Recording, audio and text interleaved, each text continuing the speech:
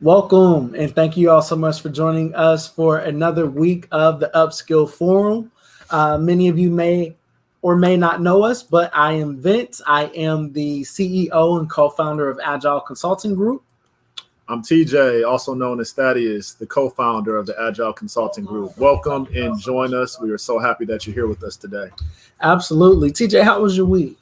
You know, Vince, so far it's Tuesday, but it's been pretty eventful. Yeah. The weather's been good. Just kind of dealing with, everything that's happening right now, but making the best of it. No point in complaining. You don't want to hear about it. I'll listen. Yeah, my week has been pretty good so far.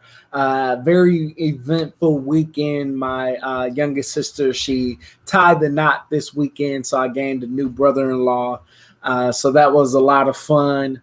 Then Sunday, I received my elevation within the church. So that was a family-filled day. Just a lot of excitement this weekend. So my weekend started off a little sluggish because I was tired from all of the events that transpired this past weekend, but I made it through. So I'm glad about that. Did I tell you congratulations? You did. Okay. You I did. thought I did. Just wanted to make sure. No, Congratulations. I appreciate that. Proud Thank of you, Elder. No, thank you. I appreciate that. So for tonight's topic, we had a very interesting one. This topic is on dealing with difficult colleagues. We all have had them. We all have had to show up to work and deal with these unique individuals. I think that's a good way to describe them, is as unique. But as we go into the topic, go ahead and make sure that you share this video, start your watch parties, share it. As I just said, start that watch party. I definitely think that not only you, but other individuals that are a part of your network will gain a lot of great insight from today's topic. So once again, we'll be talking about dealing with difficult colleagues. TJ, have you ever had to deal with a difficult colleague? Absolutely. I'm difficult. Okay, that's honest. No, but definitely I've had to deal with some difficult colleagues. And I think the joy in it all is understanding that we're all different, and everyone that you work with, everyone that you encounter, we all have different personalities. And I can definitely say that I've learned from dealing with some of my peers, learned with dealing with some of my coworkers, some good, some bad, but it's definitely helped mold the person that I am, for sure. Yeah, no, I could definitely relate. I wouldn't say I have ever been a difficult coworker. I've always tried to live peaceably amongst all men, but that's how you know he's difficult. He said he has never tried to be a difficult coworker. He's difficult. It depends on how you want to measure what difficult is. And that it's a lot of different personality traits that can contribute to that as well. And we'll dive a little bit more into that as we go further in today's episode of dealing with difficult colleagues. I read an amazing quote, TJ, and that quote was, "Show respect even to people who don't deserve it, not as a reflection of their character, but as a reflection of yours." That was by Dave Willis. I thought that was such a powerful statement. TJ, I say all the time, I can't control other people, but I can control how I respond. And that's a reflection of me, the respect that I give off, even if they don't deserve it, because it's truly a reflection of my character and who I am as a person versus what that other person may be doing to try to get a rise or a reaction out of me. No, I agree with that 100%. Your character and the person that you are, your brand will always speak for you. One thing that I love about just the individual that I've always admired in one of the companies that I worked for, you never would ever see this individual get out of character, no matter it could be a fire happening around them. But even when that fire is popping off, they're still able to keep their composure. They're still able to act as they normally act because they understand who they are. You don't always have to allow the circumstances to change who you are, make you act out of character. So I agree. No, I appreciate that, TJ. I really do try to maintain my composure, even when fires are just, blazing out around me. So I really appreciate that compliment. I wasn't talking about him, but you can take it. Okay. Good to know. So I guess that brings us to our first point then, is controlling the outcome. This can be extremely challenging at times, trying to control the outcome. TJ, I know that you are a person that likes to control the outcome. How does that work out? How does that work out for you? I'll say that when I think of trying to control the outcome, it's so important to always try to stick to the facts, but always understand everyone has feelings. Your feelings matter, their feelings matter, and really just trying to work together cohesively so that you can continue to have that relationship in a professional relationship, or maybe it's a personal relationship. But it's so important that you have to put certain things in place to make sure that you're able to have a positive outcome. Now, when I say positive, that doesn't always mean that everyone's going to walk away smiling. But at the same time, you're able to have a crucial conversation with an individual and also keep in mind that their feelings matter, your feelings matter, and how can we reach a resolve. No, I definitely think that that's good, TJ. And I think in every situation, there has to be a level-headed individual present in every disagreement. And without that, it's going to be hard for you all to reach a resolve, which leads to our next point, which is maintaining your composure.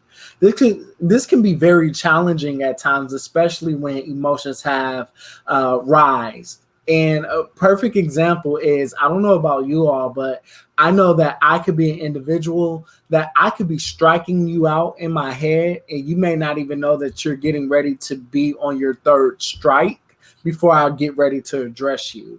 One thing that TJ has always told me is address it right away. Go ahead, nip that thing in the bud, and be done with it. Don't allow feelings to build up, and don't allow things to fester.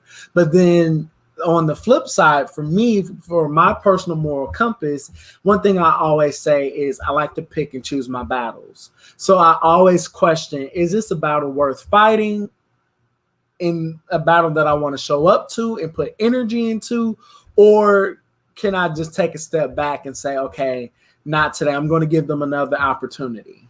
No, I agree with that. I think maintaining your composure is very important because it allows you to still be in control. A lot of times, if you have a situation where you start getting very flustered, or you get, your emotions and your feelings so involved to the point that you are stepping outside of the individual that you are, you're stepping outside of who you know, and the way that you normally carry yourself, that's when things really, in my opinion, begin to escalate, because the emotions start moving, and then you start doing things that you don't normally do. And body language and things like that can easily turn a situation the wrong way. And I think for me, I'm a little passionate about this, because when I have a conversation with the individual, you can easily say things in a very calm manner. But if your neck is popping and you are having really negative body language and things like that, a lot of times the individual that you're talking to will shut down. They're not hearing a word that you're saying, because you're already doing things that's kind of escalating the situation. And before you know it, as soon as, kind of like Vince said, you've already hit that third strike. Before you know it, they're not hearing anything that you're talking about. And then you're honestly just wasting your time. And then when you think about how it can escalate, it can really turn out to be really bad.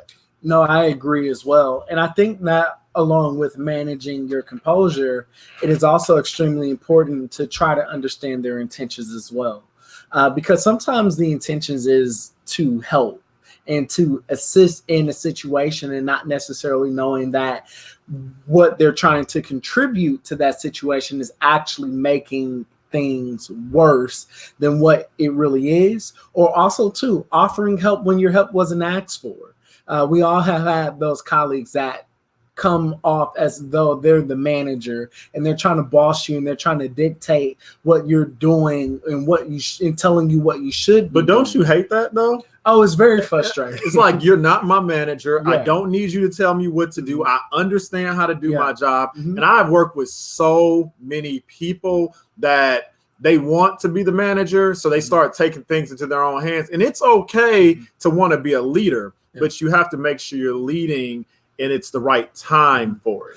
We call that type of behavior being overzealous. That's it. You know, and it's okay to have zeal, but you want to make sure too much of anything is bad. That's right. You know, so you don't want to be overzealous where you begin to overpower or try to take over and control the situation. Because the thing is, though you go to work, you know, to earn a living for your family and gain experience, you also too want to make sure that when you show up to work that it's a peaceful environment and that you're creating that type of environment with the individuals that you have to see more than you probably even see your family, you know, within that week span. Oftentimes say that you spend more time with your coworkers than you do with your own family. You spend most of us that work full-time jobs, you spend 8 hours a day at work. And you come home and be with your loved ones for, you know, way less time than that. So it's so important that you have a peaceful atmosphere. It's so important that you're able to work with the individuals that are really within your community, and really understanding how to do that is crucial. No, I definitely agree with that point, TJ. That's definitely important. And you know, one thing, just as well as we try to understand their intentions, we also have to make sure that we are letting the person know where you are coming from as well, because the thing is, a lot of things can be resolved. And a lot of times when emotions are rising because you are becoming frustrated with that colleague and you haven't addressed it, if you allow that to build up and those emotions to fester, then your tone may come off wrong. How you respond or react or even interact with them very well so will begin to change. And that can also drive a larger wedge between that relationship, where it will become even more challenging for you all to even reach a place of, okay, I understand where you're coming from, but you also need to express and share where you're coming from as well. Because just as well as their feelings are valid, your feelings are valid too. No, I agree with that. I think it's important to definitely make sure they understand where you're coming from. But one thing that you've always said that I think is important is it's better to listen to understand versus coming in and always having an opinion, or always coming in and always just wanting to, you know, share what's on your heart.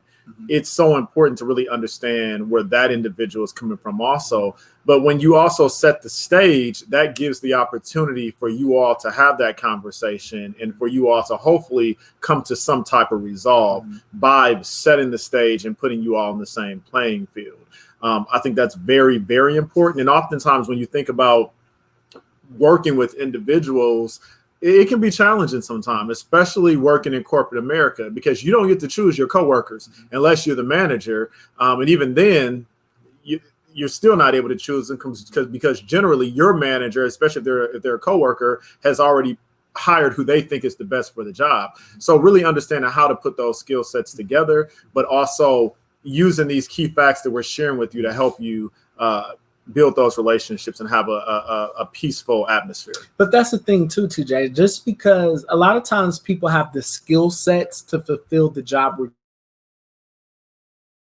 requirement, such as people skills, interpersonal skills, you know, being even a personable individual. You also have to take into consideration that you're dealing with introverts and some extroverts. You may not be a morning person, and that person may wake up and say, "Good morning," and they're all in your face. And it's like, okay, that's annoying, you know, because it's like, I haven't even had my first cup of coffee yet. But I think that it is also important too to learn those that you are working with. That's true. Because you don't want to become overwhelming to someone because, they're a night person, you're a morning person.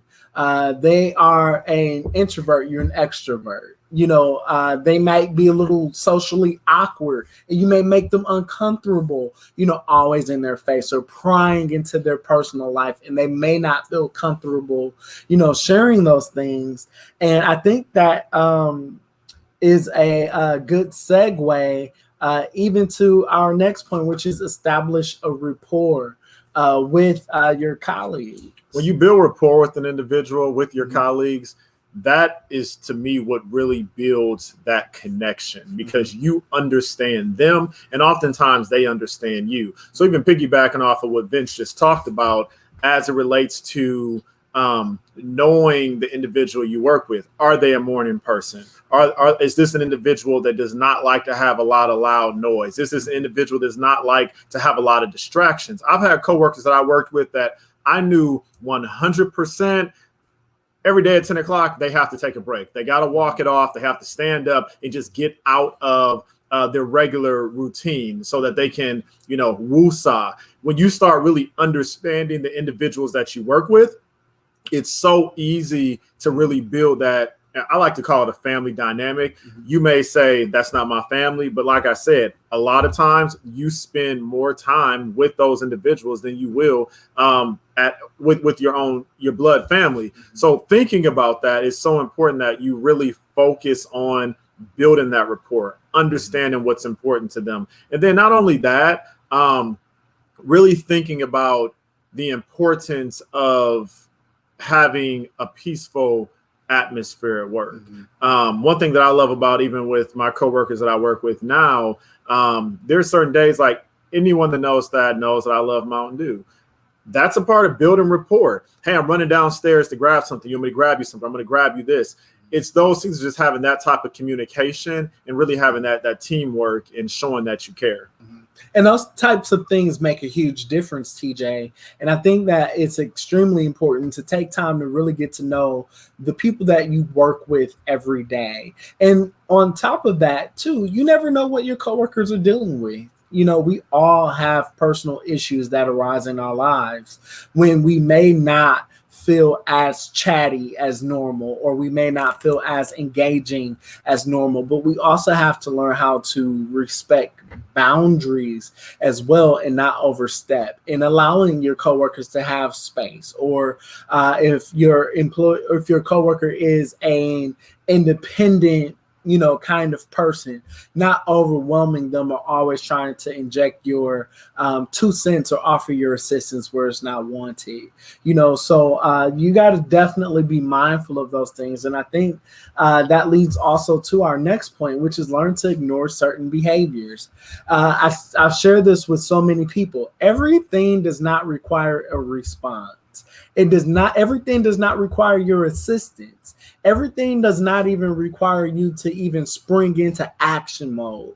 Just even relate that even to our friends. Sometimes our friends, they come to us and they simply want to vent. They don't want advice. But sometimes we offer advice even when it's not wanted. But we also have to take into consideration how that's impacting that relationship that we even have with those individuals. So learn to ignore certain behaviors. If they are just naturally a high energy person, that's who they are. So it's like you might have to ignore that piece about them. Or maybe they're just a monotone person. You may have to ignore that piece about them. You can't change who they are at their core. But I do believe that with actions, you can change behaviors, but you can't change a personality. No, I agree with that. And I think if I can relate this to my mom, I'm not sure if she's watching, but she shared with me that she had a coworker and all they did was pop sunflower seeds. And it just made her cringe. She was always frustrated. She would come home telling me they're always eating these sunflower seeds and they just popping them. And she was just always complaining. And I said, how about maybe you get some earbuds? Can you have those at work? Maybe you can avoid acknowledging what they're doing. And she began to do that. And I think she even said she point at her computer a different way so that she wouldn't have to see them constantly do that. But it's little things like that and how you can make an atmosphere so much easier, because maybe that's what that individual needs. Maybe they need to pop those sunflower seeds to get it through the day, or maybe they have to have that pen and they're constantly bumping it against the table or things like that. There's certain things that work for certain individuals, and how can we all go along to get along to make sure that it's a good atmosphere for everybody?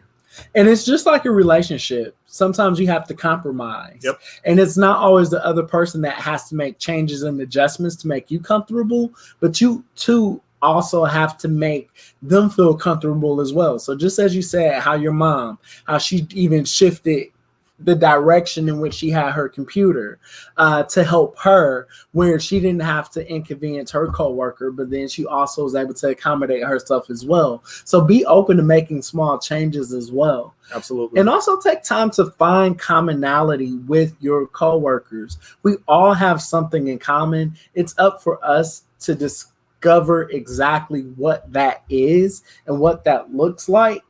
So take the time to discover what do you have in common with your coworkers, and maybe you two can relate, or maybe you can even offer them a tip or a strategy on how to overcome a challenge that they may be having that may make them that challenging coworker that you don't feel like dealing with. Right. No, it's important to really understand, like I said earlier, the individuals that you're working with, because if you understand them, you're going to build a good relationship. They'll build that relationship with you, and it'll really just make it a more peaceable and inviting environment. So understand those things, and not only understand them, but don't mind stepping outside of the box of your comfort zone and really having those type of dialogues and things like that. I think, in my opinion, even with of company that I've worked for, they had groups, different outings and things that we could do as coworkers. It built, to me, a really good atmosphere as it relates to team building and employee morale and things like that. So engage, be a part so that you can continue to build those relationships. Well said, TJ. Thanks. Well said. And we want to take you all to our second point, damage control. Because sometimes after the damage has been done and you've reached a point where there's no turning back, there's no reconciliation, it's time to spring into action, which first requires you to address that behavior. It is extremely important to address threatening behavior. If you are feeling disrespected, that is definitely something that you want to address one-on-one with that person. Try to remain as professional as possible, because that is a reflection of you and who you are as a professional.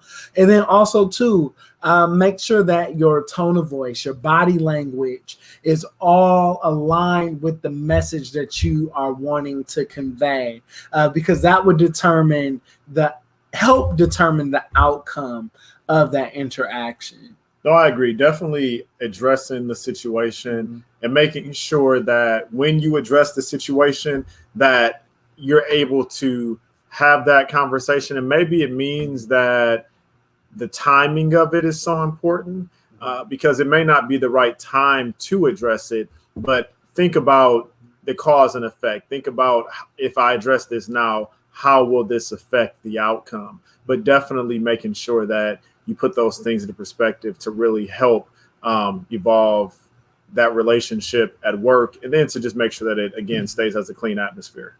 No, that's really good. And then also too, you want to make sure that you do your due diligence and that you document these incidents. If your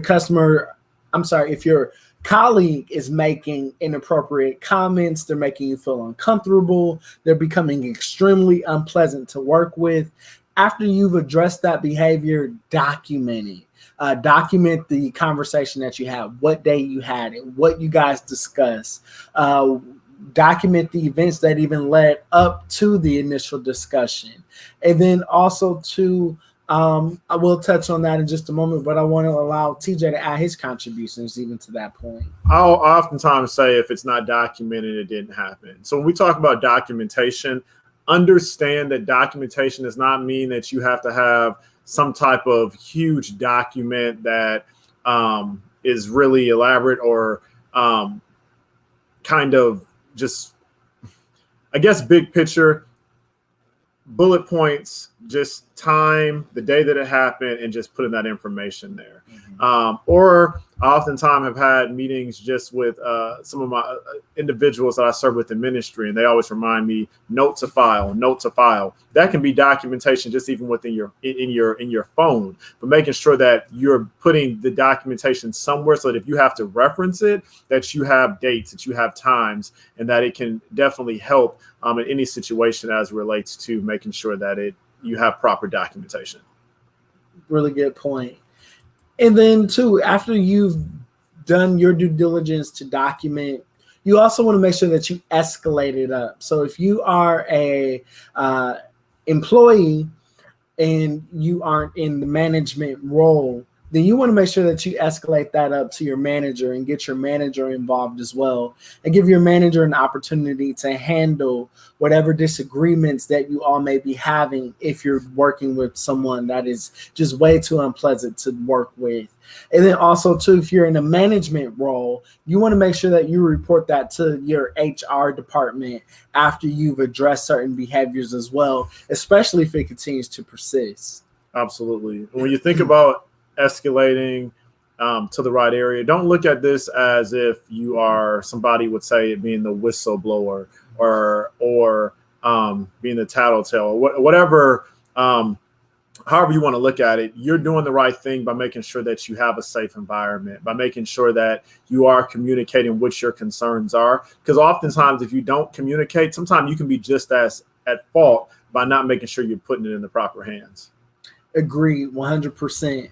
And then after you've done all of that, create an action plan with your manager or with your HR department and figure out what actionable steps need to take place so that you can be a part of a healthy work environment.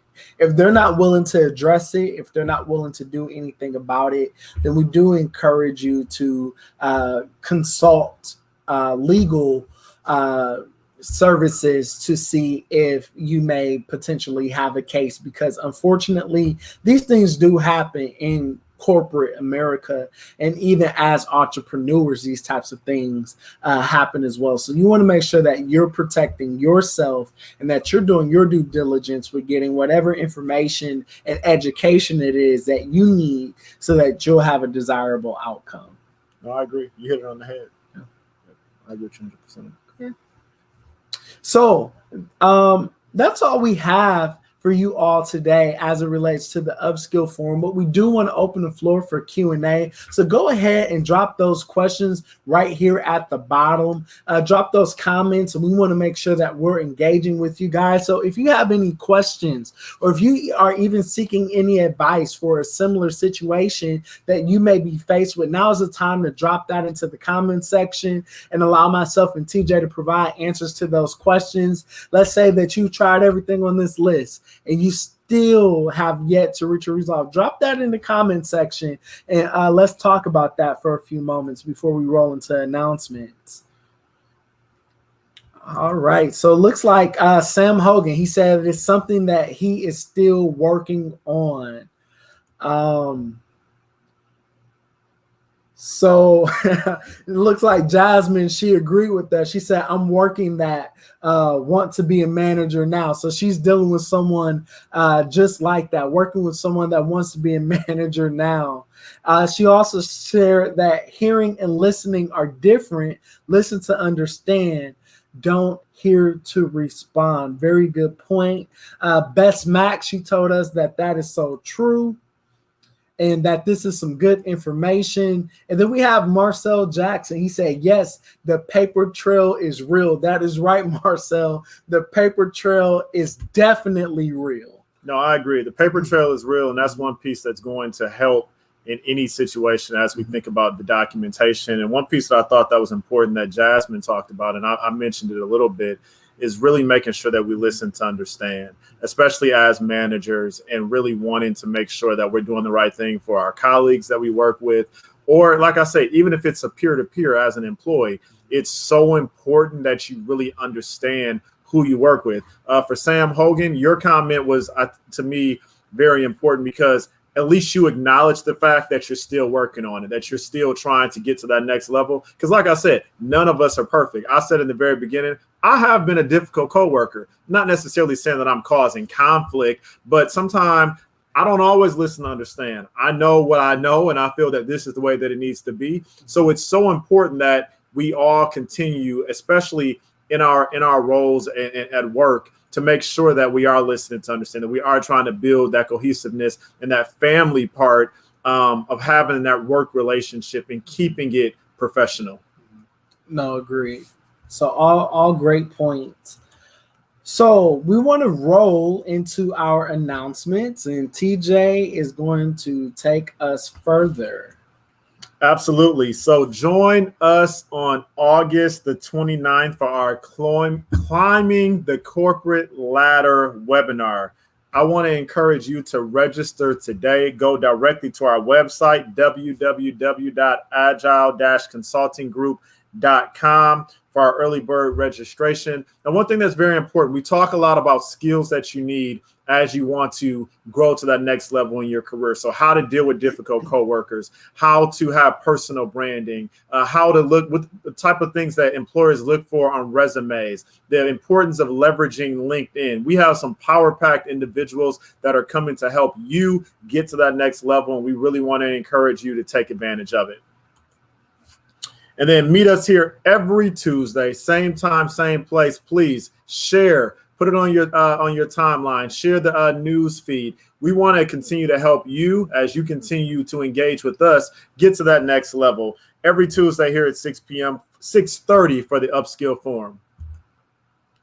And then definitely want to encourage you to schedule your one-on-one consulting meeting with myself and Vince.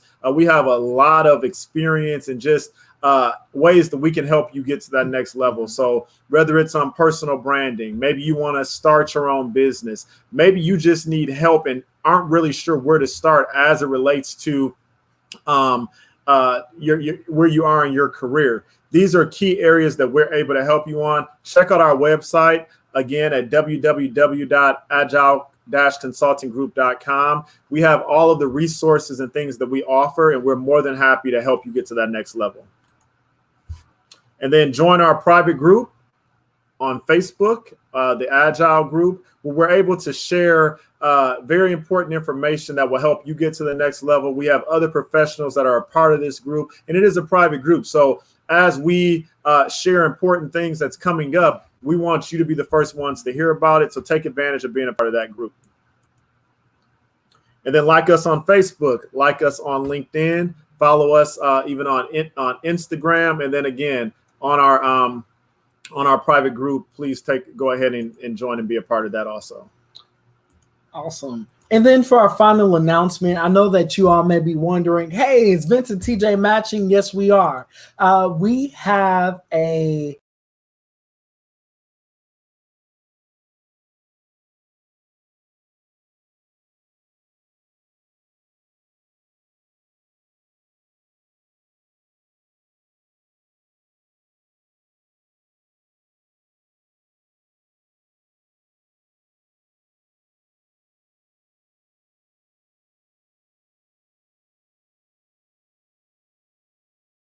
sure that you go ahead and subscribe to our email listings so that you can receive all emails and updates that we do have coming out. We want you to be one of the first ones to purchase this t-shirt. And this t-shirt is a declaration that you are in charge of your career. You are in charge, completely in charge. So we want to represent and make sure that we're wearing our t-shirts loudly and proudly. So make sure that you be on the lookout next week once these t-shirts become available for pre-orders. And that being said, thank you all so much for tuning in with us for pleasure. Yet another episode of the Upskill Forum, where we talked about dealing with challenging colleagues. And TJ, what's our motto? Live agile, work agile, succeed agile. Thank you all so much for joining us. Until next time, our friends.